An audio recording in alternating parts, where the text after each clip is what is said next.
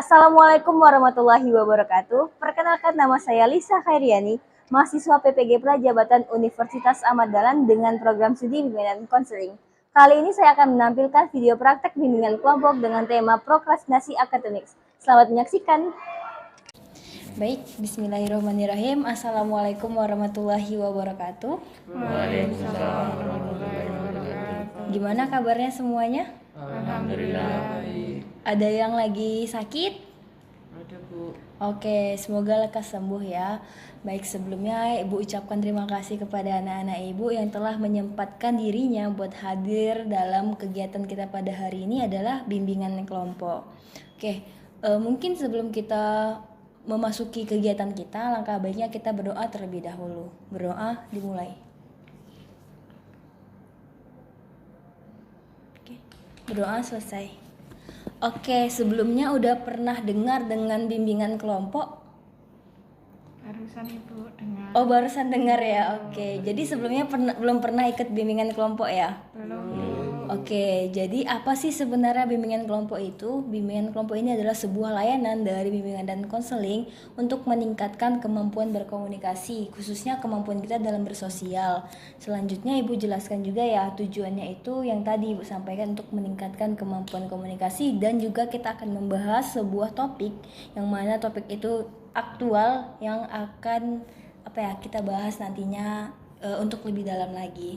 Kemudian adanya asas dalam bimbingan kelompok ini, ada beberapa asas, tetapi mungkin Ibu akan jelaskan 3 saja gitu. Yang pertama, asas kerahasiaan, yang mana dalam bimbingan kelompok ini semua yang disampaikan ini rahasia. Jadi pembahasannya jangan sampai di luar dari kelompok kita ini akan dibahas di luar gitu. Selanjutnya, keterbukaan. Diharapkan anak-anak Ibu di sini dapat menyampaikan pendapatnya dan sebagainya, argumennya maupun pikirannya secara terbuka gitu. Jadi jangan ada yang ditutupi dan sebagainya. Kemudian ada namanya asas kesukarelaan, yang mana anak-anak Ibu di sini datang secara suka dan rela untuk mengikuti kegiatan kita pada hari ini. Apakah anak-anak Ibu di sini semuanya suka dan rela? Ya, Oke, insya Allah suka dan rela ya. Oke, karena kita kegiatannya ini dipanggil Ibu yang manggil yang di WhatsApp grup gitu ya. Oke. Topik yang akan kita bahas pada hari ini adalah mengenai prokrastinasi akademik. Jadi nanti setelah kita membahas prokrastinasi, kita akan membahasnya. Diharapkan anak-anak Ibu ini saling bertukar pikiran, saling menyampaikan pendapatnya dan sebagainya. Jangan malu, jangan segan gitu. Karena yang tadi Ibu jelaskan asasnya kerahasiaan. Jadi setelah pembahasan di sini tidak akan dibahas lagi setelah kegiatan ini. Oke? Oke, mungkin karena sepertinya agak sedikit kaku atau sedikit masih malu-malu ya. Ini udah saling kenal atau belum? Sudah ya, teman satu kelas ya? Iya. Kok masih malu? Apa? Karena belum sarapan atau apa? Baru kenal. Baru kenal? Ada yang baru kenal? Iya. Oh, ada yang baru kenal, ada yang belum. Mungkin mau kenalan dulu? Boleh. Untuk lebih, walaupun satu kelas mungkin karena baru awal semester ya. Jadi masih belum kenal secara dekat gitu ya. Mungkin bisa kita perkenalan dulu. Mungkin kita boleh perkenalan dari Mas yang di sebelah sini ya. Mungkin boleh nama sama hobinya. Baik. Perkenalkan, nama saya Sasongko Adi Nugroho. Hobinya memancing. Oh, memancing keributan. Bukan. Oh. Memancing ikan. Oke, memancing ikan ya. Oke, boleh selanjutnya. Ya, perkenalkan Ibu dan teman-teman, nama saya Fatih Akbar. Hobi saya juga memancing sama seperti Mas Songko. Kita sering mancing bareng. Oh, mancing ikan tapi. Iya, mancing ikan. Oh, mancing ikan. Oke, boleh selanjutnya, Mbak. Nama saya Aprilia Dewi Puspita. Saya dipanggil Aprilia. Hobi saya memasak. Memasak ikan. Kreasi ini, iya. Hasil dari tangkapan Mas Songko dan Mas. Kerja kelompok. Oh, kerja kelompok. Oke, boleh selanjutnya. Perkenalkan, saya Safira Rifka Anissa, biasa dipanggil Safira. Hobi saya makan, Bu. Oh, makan ikan. Iya, berarti dari ditangkap terus dimasak sama Mbak April, dimakan sama Mbak Safira. Iya. Oke, luar biasa ya. Oke. Nah, kegiatan kita hari ini itu 1 kali 45 menit. Jadi kalau seandainya udah lebih dari 45 menit, anak-anak Ibu boleh kabarin Bu udah lebih dari 45 menit supaya mungkin pembahasan berikutnya dibahas di pertemuan berikutnya. Oke, mungkin karena udah saling kenal dan udah nggak terlalu kaku, mungkin kita bisa lanjut materinya. Apakah siap kita bahas materinya? Siap, Siap. Bu. Oke, siap ya. Jadi materi kita hari ini adalah prokrastinasi. Udah pernah dengar prokrastinasi belum? Belum. Apa itu, Bu? Oke, belum pernah ya? Belum, Oke, Bu. prokrastinasi itu adalah suatu kegiatan kita yang mana kegiatan menunda-nunda. Misalnya nih, kita seharusnya ngerjakan tugas itu hari ini, tapi kita kerjakan besoknya karena deadline-nya masih banyak. Itu salah satu contoh dari prokrastinasi ya, kegiatan menunda-nunda. Oke, mungkin sebelum itu Ibu minta anak-anak Ibu buat mengisi lembar kerja ini terlebih dahulu ya. Ibu bagikan, ada penanya masing-masing? Oke, boleh diisi.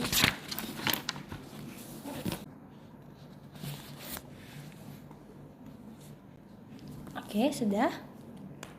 Udah, Bu. Sudah. Oke, boleh dikumpulkan. Oke. Oke. Oke, Ibu baca dulu ya. Oke, terima kasih buat anak-anak Ibu yang sudah mengisi ya. Oke, yang Ibu jelaskan kembali ya kalau prokrastinasi itu adalah cara mengulur waktu untuk memulai atau menyelesaikan kinerja atau pekerjaan. Dan kalau misalnya seorang siswa tentunya tugas ya, yang secara sengaja melakukan aktivitas lain yang tidak dibutuhkan untuk menyelesaikan tugas tersebut. Misalnya, kita seharusnya ini menyelesaikan tugas matematika.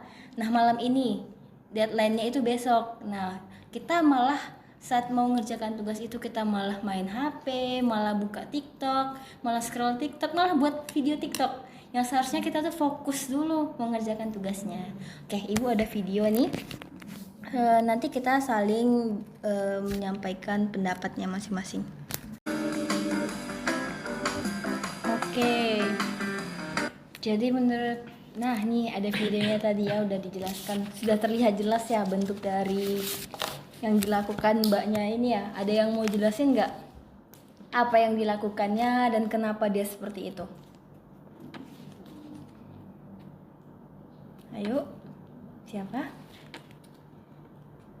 Saya, Bu. Oke, boleh Mbak Safira. Kalau menurut saya dari video itu mbaknya itu kan itu ada tugas buat artikel 3000 kata ya, Bu.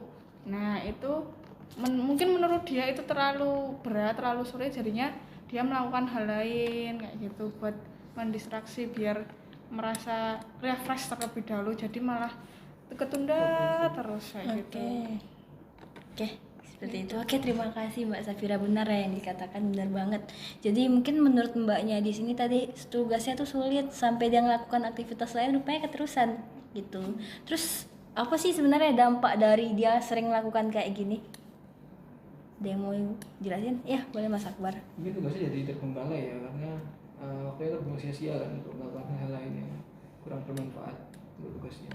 Oke, benar ya Mas Akbar. Jadi terbengkalai terus karena dia sering melakukan aktivitas tuh, jadi mungkin boleh jadi mungkin tugas-tugas yang lain semakin tertumpuk ya. Oke. Jadi kalau Mbak Mas di sini sering nggak melakukan hal-hal seperti ini? Selalu. Oke. Terus apa yang dirasakan setelah maksudnya udah sering seperti itu, apa yang dirasakan jadinya? Kalau saya biasanya saya baru akan mengerjakan tugas kalau itu udah mau deadline. Udah mau Maksudnya, deadline. Karena menurut saya dan sepengalaman saya kalau belum deadline itu otaknya tuh belum encer gitu loh. Oh gitu.